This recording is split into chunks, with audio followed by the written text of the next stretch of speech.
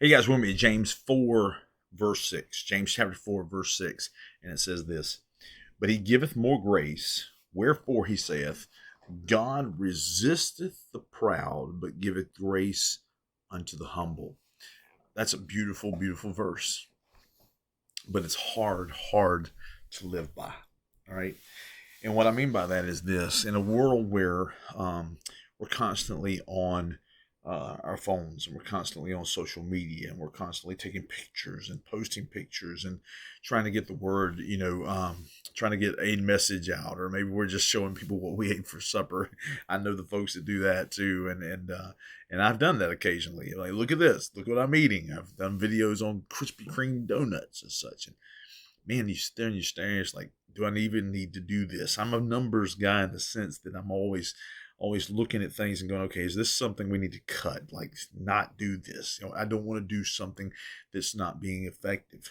Okay, I use social media for ministry, and in using it for ministry, a lot of times, I'll do a message of some sort, even something like this, and you'll wonder, okay, is this reaching anybody? Vitalmins goes out to, I don't know, 30, 40 people. That's who watches these on a regular basis. So you say, okay, is this something we ought to do? Do we need to continue to do this? It takes time out of our day. It takes time, and nobody's. But I'm going to tell you something. Going back to that social media aspect of it, and not the do we need to keep doing this, but man, you can get so caught up in yourself sometimes. You're like, oh, well, listen, nobody's doing this or nobody's doing that. I don't know. I need to go in another direction. Pastors can get so caught up in numbers coming to their church. They can get so caught up in that they don't speak the truth because they're afraid people are going to leave. People are going to reject them. People aren't going to like them. And as a result of all of these things, as a result of numbers crunching, who likes what, who doesn't like what, all of that, the Christians should just put that out of their mind, get the gospel out, do what you're supposed to do, stop worrying about who's liking what, who's not liking what. Easier said than done, I know. But back to this original verse, all right? He giveth more grace. Wherefore he saith, God resisteth the proud. You get yourself caught up in you? Are you serious? After all God's done, God created everything. The fact that you're even breathing is a result of his grace and his mercy.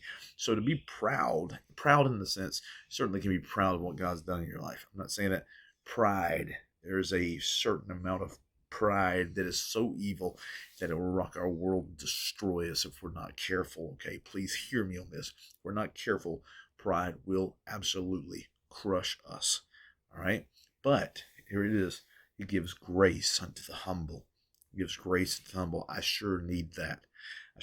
There's been plenty of times where my life has been saved even, because I'm trying my best. I'm not perfect at it, and I don't always win at this, but I'm trying my best to live for him and just trust him. And as an audience of one, this vitamin, if I can just give it to the Lord as part of my love for him, what a beautiful beautiful way to do that.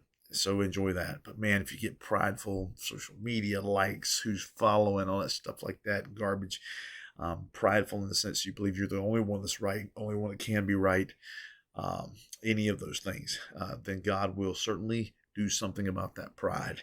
All right, he will, and it's ugly when he does. Um, but he gives grace to the humble, to the humble. There's nothing we're accomplishing without the Spirit of God and without each other. I love you guys.